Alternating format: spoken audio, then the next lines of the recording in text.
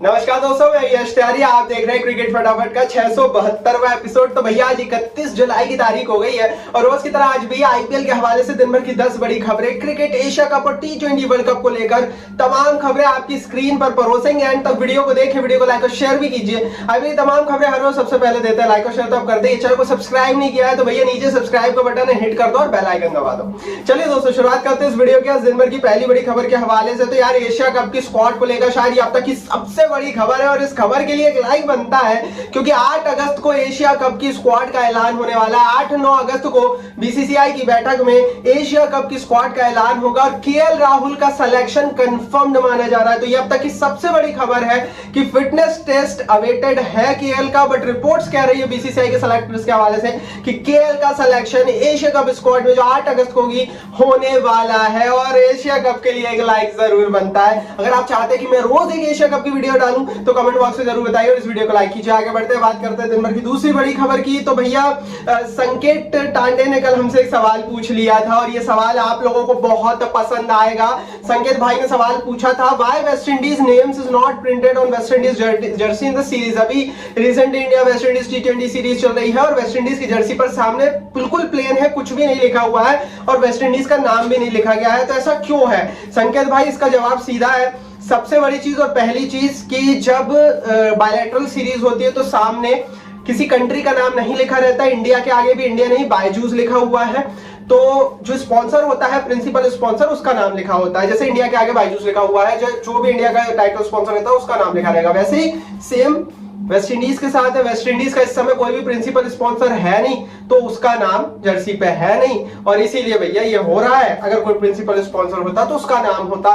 जो कंट्रीज के नाम है वो सिर्फ आईसीसी इवेंट्स में ही सामने लिखे होते हैं। बायलैटरल सीरीज में स्पॉन्सर का नाम होता है। ये इसका सीधा आंसर है, जवाब है। माफ कीजिए। आगे बढ़ते हैं, तीसरी बड़ी खबर की बात करते हैं। तो टीएनपीएल के स्टार प्लेयर बी सूर्या के पीछे आईपीएल टीमों की नजर पड़ गई है क्योंकि अभी तक 7 मैचों में टीएनपीएल चल रहा है, 10 विकेट निकाल चुके हैं, 5.7 की इकोनॉमी के साथ गेंदबाजी कर रहे हैं और आईपीएल टीमें इन पर अच्छा खासा पैसा लगाने वाली है मिनी आईपीएल को लेकर। तो मिनी ऑक्शंस को लेकर तो मिनी ऑक्शन का बिगुल टीएनपीएल से बच गया है। हालांकि टीएनपीएल के बाद महाराजा T20 लीग, जिसे कर्नाटका प्रीमियर लीग भी कहते हैं, वो होने वाली है।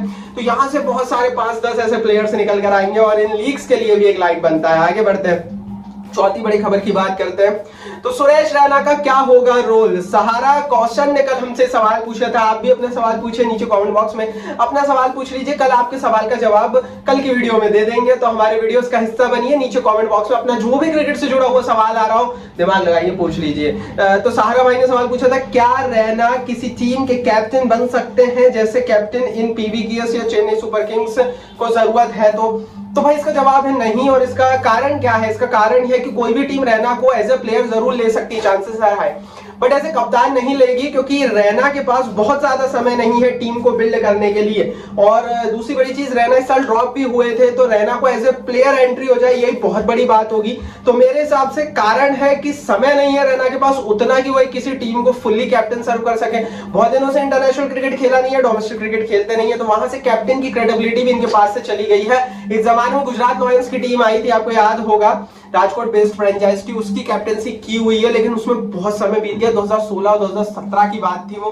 तो रैना के लिए शायद ये रोल अभी नहीं रहने वाला है एज ए कैप्टन। पांचवी बड़ी खबर की बात करते हैं तो उथप्पा ने कर दी महेंद्र सिंह धोनी की तारीफ। उथप्पा ने एक बयान दिया, उन्होंने कहा जब उनकी एंट्री चेन्नई सुपर किंग्स की टीम में एज ए न्यू प्लेयर हुई थी तो शुरुआत में जब एक जमाने में धोनी और उथप्पा एक ही लेवल के प्लेयर थे तब वो धोनी को एज अ फ्रेंड जो है वो बात किया करते थे, लेकिन जब वो चेन्नई में आए तो धोनी का कद बहुत बड़ा था।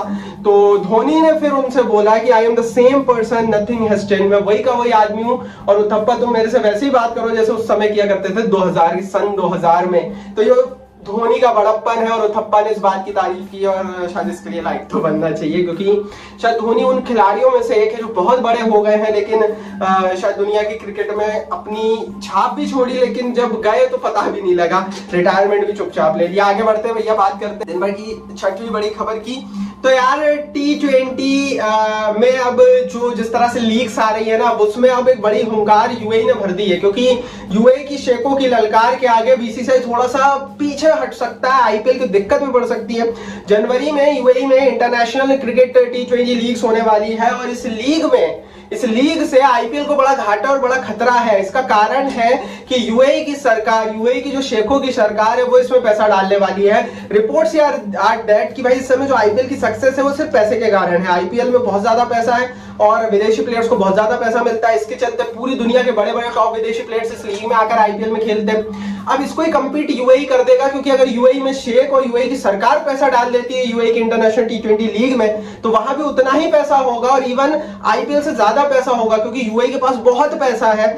और ऐसी परिस्थिति में वो लोग भी बड़े इंटरनेशनल प्लेयर्स अफोर्ड कर पाएंगे और ऐसी परिस्थिति में वो इंडियन प्रीमियर लीग को कम्पीट कर पाएंगे। तो देखो यार, पीएसएल, बिग बैश लीग से हमें खतरा नहीं था बिकॉज उनके पास इतना पैसा नहीं था, बट यूएई क्योंकि गवर्नमेंट के पास पैसा है और अगर रिपोर्ट्स कंफर्म की भाई अगर यूएई की सरकारें पैसा डालने यहां से लग जाती हैं तो जरूर ये इंडियन प्रीमियर लीग को पछाड़ देंगे, क्योंकि पर प्लेयर वैल्यू के हिसाब से इनका जो एस्टिमेशन है वो आईपीएल के बाद दूसरे नंबर पर आ गया है। इन्होंने पीएसएल और बिग बैश लीग को तो अभी ही पछाड़ दिया है और वार्नर भी बोल चुके हैं कि मुझे तो भैया यूएई में जाकर इंटरनेशनल टी20 लीग खेलना है। वार्नर, ये वही वार्नर है जो दुनिया की कोई लीग नहीं खेलते।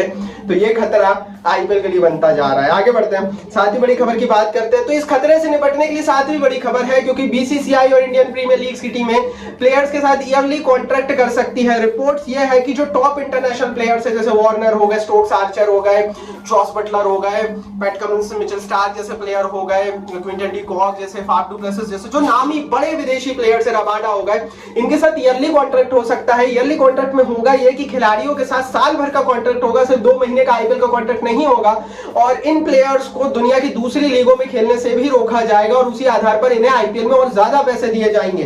तो ये इंडियन प्रीमियर लीग और बीसीसीआई एक नया प्लान लाकर दे सकता है। ईएसपीएन के हवाले से एक खबर आई है, तो बीसीसीआई ने भी तैयारी कर ली है कि ये दुनिया भर में जितनी लीग हो रही है ना, साउथ अफ्रीका टी20 जैसे mini IPL, UAE international league हो गई, बिग बैश हो गई, पीएसएल हो गई, सीपीएल हो गई, जो भर के लीग आ रही है ना, उनसे निपटने के लिए बीसीसीआई ने तैयारी कर ली और इस तैयारी के लिए एक लाइक बनता है।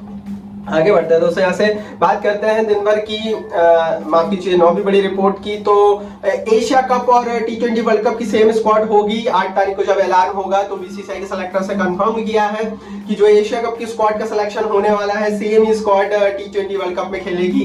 तो ये पहली बार ऐसा कॉन्सेप्ट इंडियन प्रीमियर लीग के बाद आएगा। आईपीएल का ही इफेक्ट है ये कि भाई सेम स्क्वाड सिलेक्शन होगा दोनों ही टूर्नामेंट के लिए। और 10वीं बड़ी खबर की बात करते हैं तो दिनेश कार्तिक का सिलेक्शन कंफर्म है। बीसीसीआई के सेलेक्टर्स ने इनसाइड स्पोर्ट्स को बयान दिया है कि कार्तिक का सिलेक्शन कंफर्म है। ईशान किशन और संजू सैमसन में से कोई एक जाएगा।